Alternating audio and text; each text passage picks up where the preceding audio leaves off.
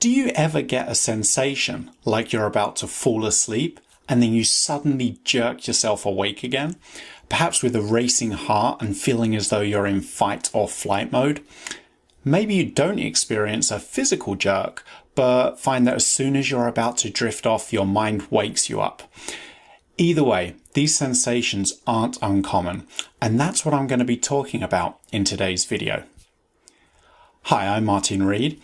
If you have insomnia, I offer sleep coaching programs that will give you all the skills and support you need to enjoy better sleep for the rest of your life. You can learn more at insomniacoach.com. Now, I often hear from people who tell me that they find it hard to fall asleep because every time they feel they're about to fall asleep, their body or their mind suddenly wakes them back up. This could be a sudden sensation of mental alertness, or it could be a physical jerk that brings you right back to full wakefulness. I've also heard this described as feeling jerked awake with a shot of adrenaline every time you start to fall asleep. Now, these jerks can occur frequently, or they may occur randomly. They're sometimes associated with stress, an irregular sleep schedule, and some medications. The physical jerks aren't uncommon and are often referred to as hypnic jerks, sleep starts, or sleep twitches. They typically occur as we progress from wakefulness to the first stage of light sleep, and they're sometimes associated with a sensation that you're falling. Of course, in real life, the only falling actually taking place is falling asleep. So with this in mind, it can be helpful to recognize these jerks or jolts are the onset of sleep rather than a sign that something is wrong. Here's what a member of the Insomnia Coach forum said about hypnic jerks and what helped them move through them and improve their sleep. They said, "I realized that these hypnic jerks happen when one is about to fall asleep. Since then, when I've had trouble falling asleep, I welcome those little twitches because they tell me, sleep is setting in." So reframing these jerks as something positive, the onset of sleep, rather than something you need to fight against can be really helpful. These physical jerks or sudden mental arousal can also be a symptom of hyperarousal. In other words, the more you pay attention and perhaps self-monitor for sleep and these jerks, the more frequently they might happen or the more intense they might feel.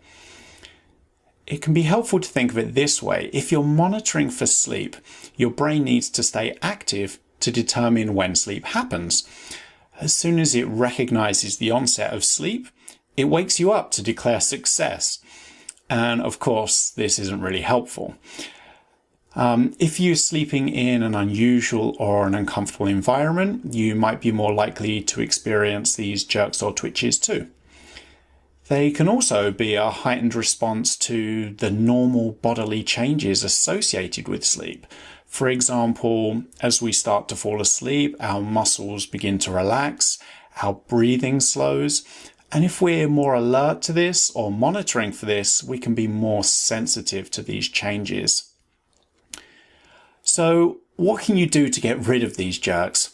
Well, I think the best thing to do is not worry about them, recognizing that they're not unusual, that they don't necessarily indicate a problem, and identifying them as a symptom that sleep is happening can be really helpful. Sometimes changing your sleep position might be helpful. So if you tend to find you get those jerks when you lie on your back or on your side, starting the night in a different position might be helpful.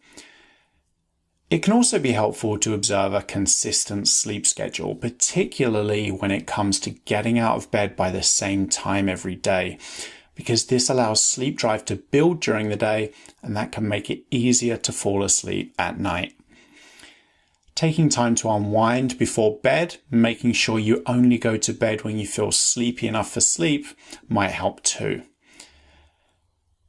So if you experience a jerk or jolt and this leads to a lot of time in bed feeling worried, anxious or frustrated, this can be a good cue to get out of bed and distract your mind with a relaxing and somewhat enjoyable activity. When you feel calm and relaxed again, you can try returning to bed and seeing what happens.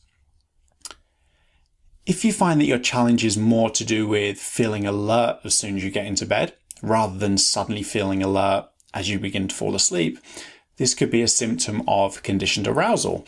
Through repeated exposure to difficult nights and unpleasant wakefulness in bed, you've basically learned to associate your bed with unpleasant wakefulness.